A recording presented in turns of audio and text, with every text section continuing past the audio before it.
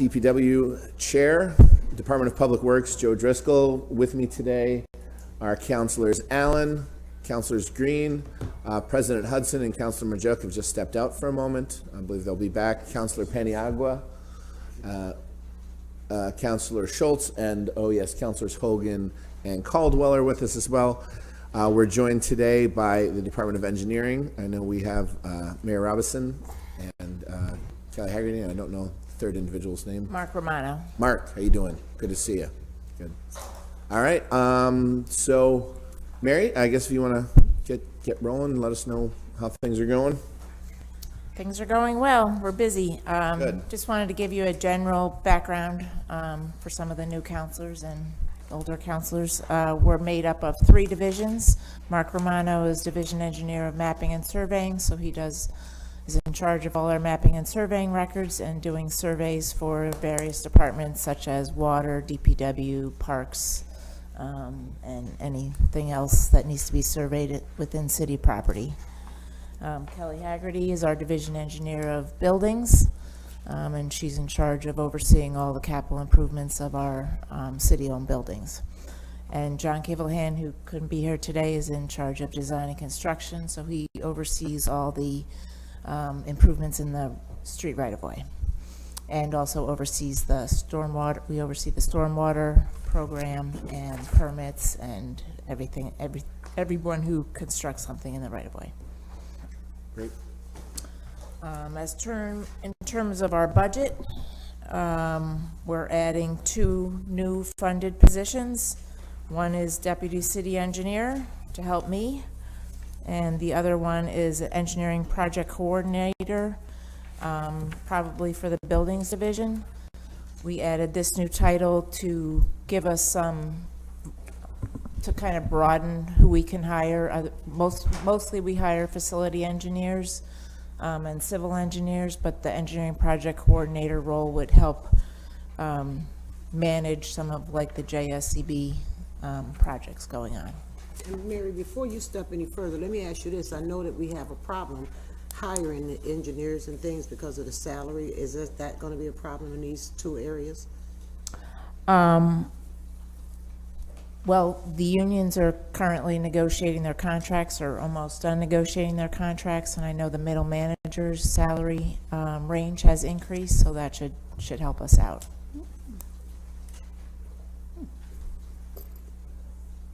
So I'm hopeful that with that'll hopefully give us more opportunity to hire somebody. Overall? Overall. Or just on those positions? Well, the Deputy City Engineer is an executive position, and also so is the Engineering Project Coordinator. No, that's confidential. Yeah. Okay. But it will help with, it doesn't really help with the CSEA because their range just moved the 3%, if it gets approved. This is all proposed. But the facilities engineer, the middle managers, their ranges did adjust to reflect current market conditions, from my understanding. Are we comparable now? No. Excuse me? We're still not comparable, right? I think we're doing a lot better. Okay, cool. Yep. So otherwise, we do have a bunch of vacancies.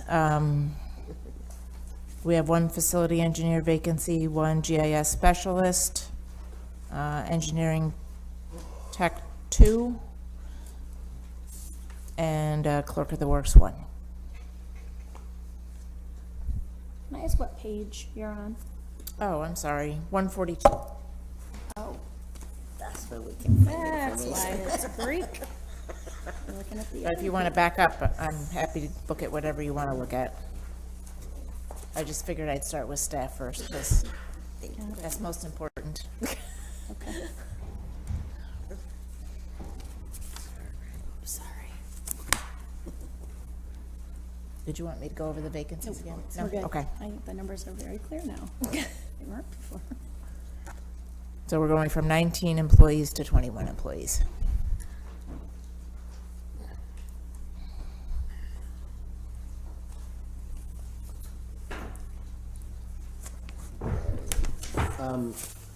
And those are obviously permanent, yeah?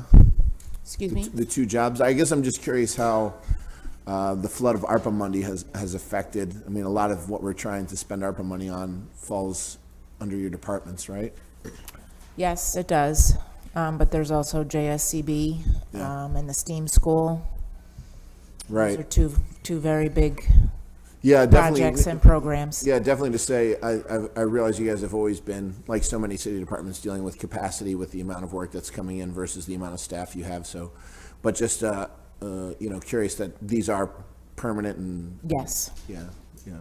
And how are you navigating that, I'd imagine the massive increase in spending that ARPA has caused with the same amount of staff? I mean, are you able to, or have you found that it's not such a major increase, or, how, I guess I'm wondering with all this money flowing in, is there that much more money flowing in, and how are you managing to keep up with the same amount of staff? Well, we haven't gotten involved in a lot of ARPA projects. The only project we're currently doing with ARPA funds is the Burnett Park Pool.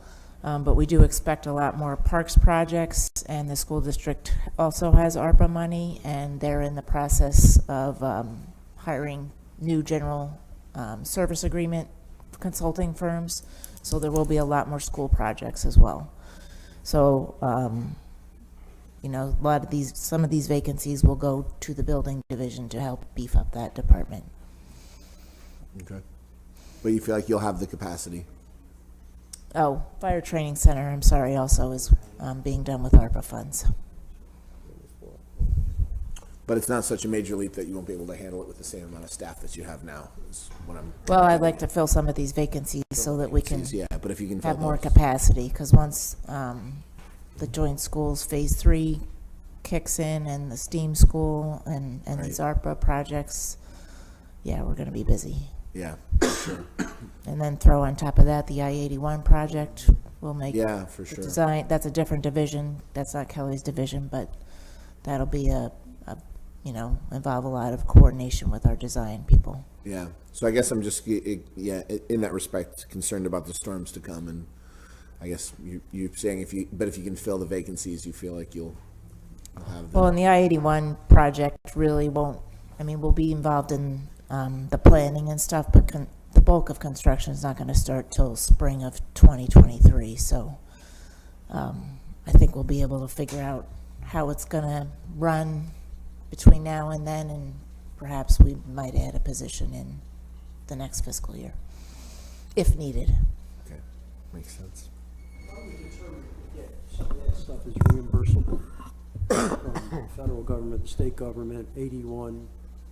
Is that a determination that you make in conjunction with their representatives, or how's that work? I have not heard that don't we know, would be right? able to be reimbursed for our staff time and helping coordinate that project. That's a good question. Yeah, what about, now with the JSCB, remind me, does the school, no, you knew what I was gonna ask you, right? Yeah, because I couldn't remember if we. Yeah, got we reimbursed don't by get the school. reimbursed. Because the buildings are anything. ours, basically, the city owns the building. No, it's because they're it's because of the The bonding. bonding issue, okay. Yeah, we track it. You can see it in our activity indicators. We track JSCB, we track everything So per project. We don't always get reimbursed, but we track it. So to Councilor Driscoll's, every department still has the capital fund budget for each department, like the Parks Department and all that. We're confident that with the ARPA monies that are flowing into the departments, we'll be able to keep up as far as their capital projects go. You don't know? You don't? Crossed her fingers. Yeah, fingers crossed. She crossed her fingers. Which is 90% of my city service has been fingers crossed, basically. So, Mary, quick question on your indicators. I'm looking at the FEMA-related projects. We're still that high in numbers of FEMA projects that we're looking at in the city? We do have that grant and doing a study in Arsenal Park, so that the hours that we're billing, Arsenal Park, where is that?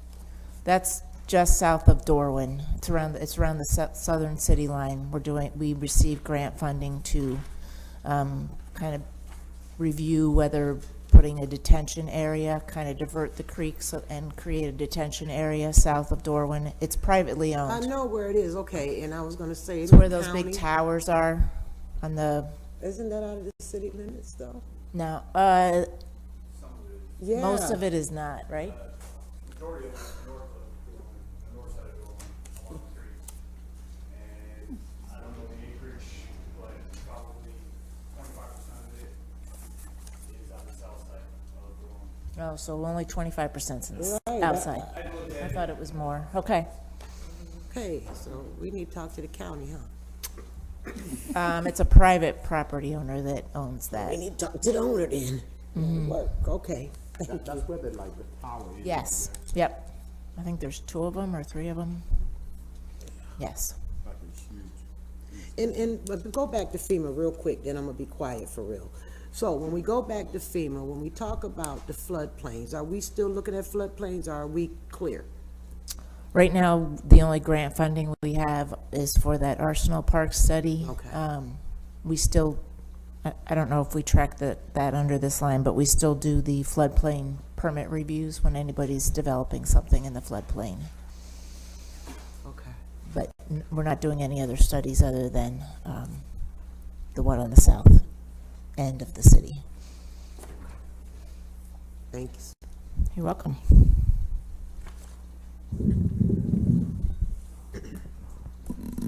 Hey, I have a very specific question, but this is the time to ask, I guess. So, road cuts. So, there's a lot of projects we've been doing paving in the city, and often, whether there be a pipe break or something, someone will cut into the road, they fill it, and then a month later, now there's a huge divot, and what otherwise was a freshly paved road now has an issue.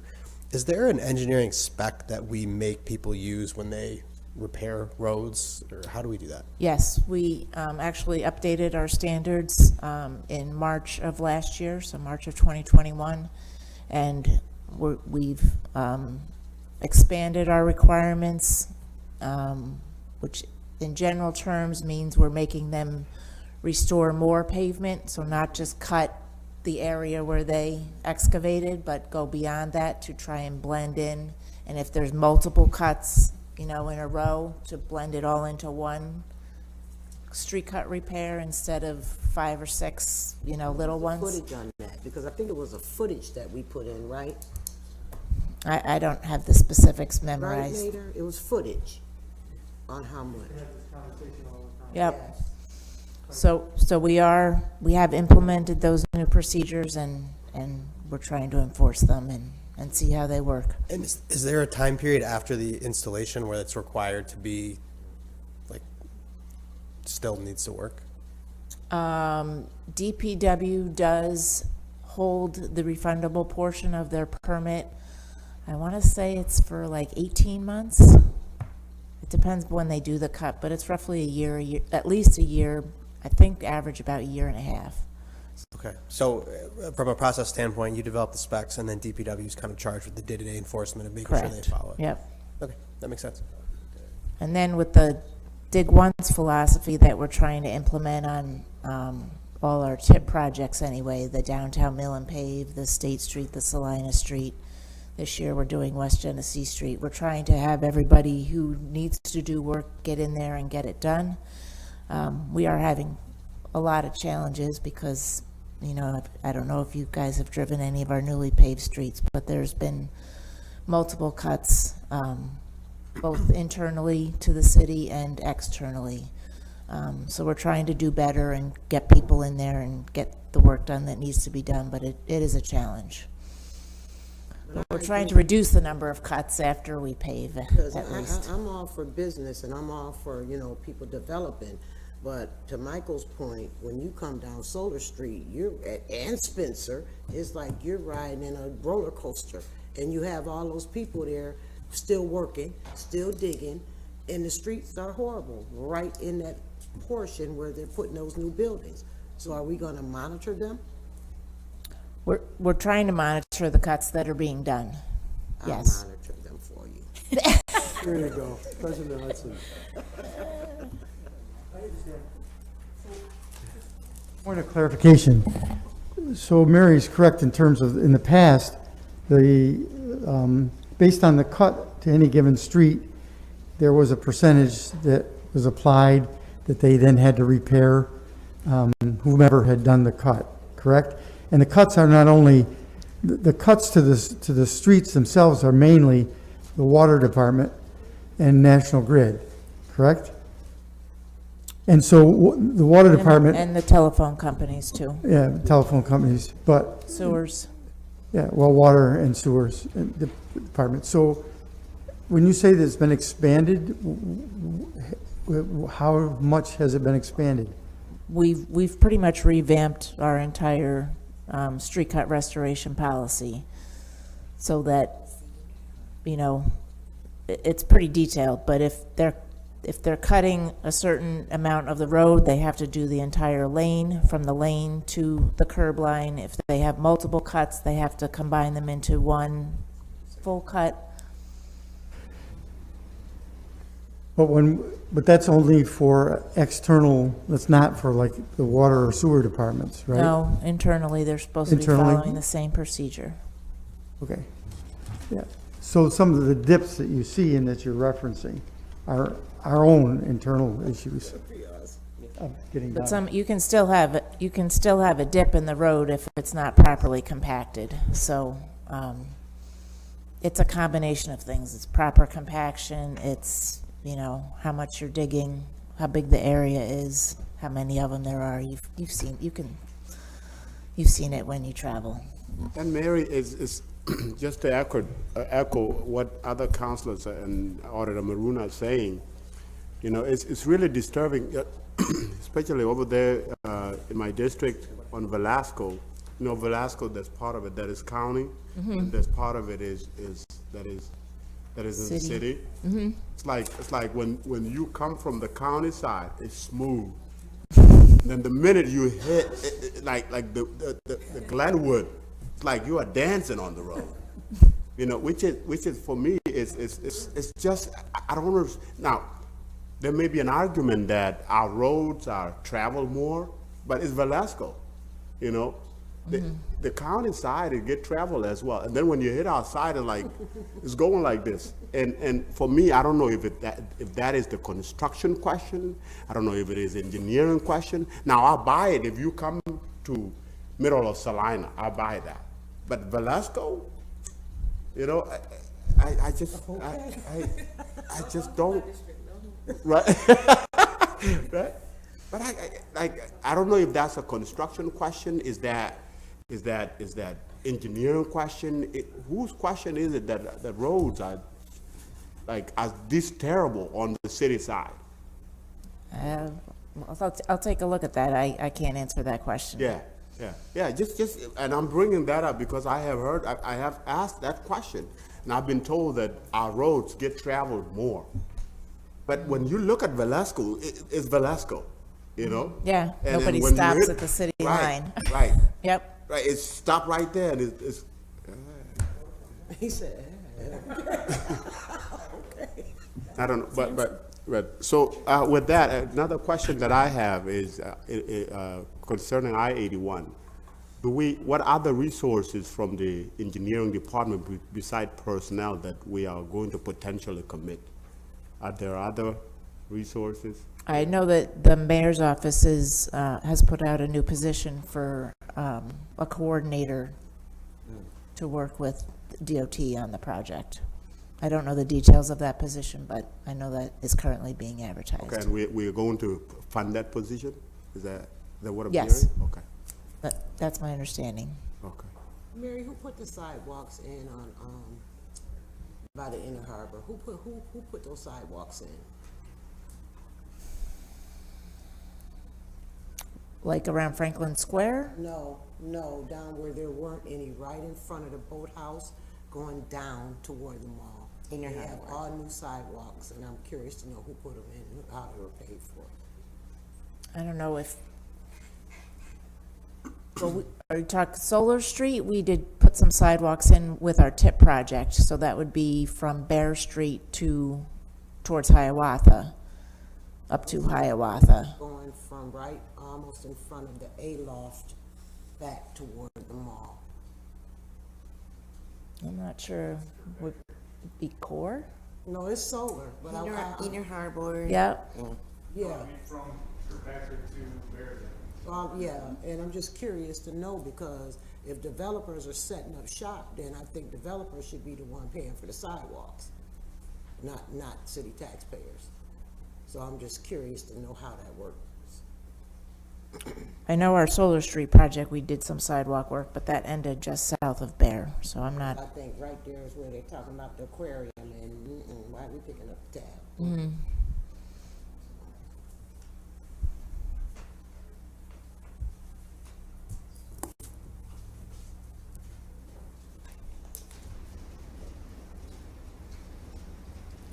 Councilor Driscoll? He's in another world. Yep, my apologies. All right, is anything else we need, Mary, from you? Anything else you'd like to I don't think present so, on? if you guys don't have any questions. Any other Otherwise, counselors? No? No, Councilor. Yeah, Counselor Hogan wasn't in the mic there, but he said how Mary and all her team with engineering do an outstanding job, so those are sometimes shorter meetings. thank So, you. Thank you, thank you guys for all you do. Before you dismiss them, I just wanna Marchicelli? ask- No, Marcia, you know I'm gonna stay on you on that. But this is another question, because, yep, I'm always down in that area. So, have been talking to the mayor's office. This might be Kirkpatrick, where they have the Myers Creek Brewery. Right? You know where that is? That's Van Rensselaer. Okay, because there's movement going on down there, but I don't know how we missed having those folks that's actually building, putting sidewalks in, because you sit there and you watch the people walking in the middle of the street on Van Rensselaer as they're headed to Myers Creek, half drunk, with no sidewalks. So who should be responsible for doing that? It's in the second district, so There are no sidewalks, that's my I point. think she's talking about putting sidewalks Yeah, in yeah. along Van Rensselaer Street, Yes, which I believe I was involved in a meeting not too long ago where it was brought to our attention that they were supposed to put sidewalks in and they did not. of course they didn't, I should have said something sooner. There's two developments, I don't know what the second one is. They were Right, like that's what I'm next to saying, each they have other. all those developments, and then there's no sidewalks, and people strolling Yeah, down the middle of on the Van street. Rensselaer's. Yes, Yes. Okay, that's just another one so of my pet that's peeves that I watch. something we have to pay closer attention to. But I don't really know how we're gonna do it now, because you have all of those electrical wires, because they planted all those light posts right there. So how are you gonna go in there and cut out sidewalk at this point? So, but it needs to happen, It does. so, okay, I agree. that's it for me. All right. No other questions? Thank you to my fellow counselors, and thank you to Mary and all the engineering department folks. Thank you. WCNY.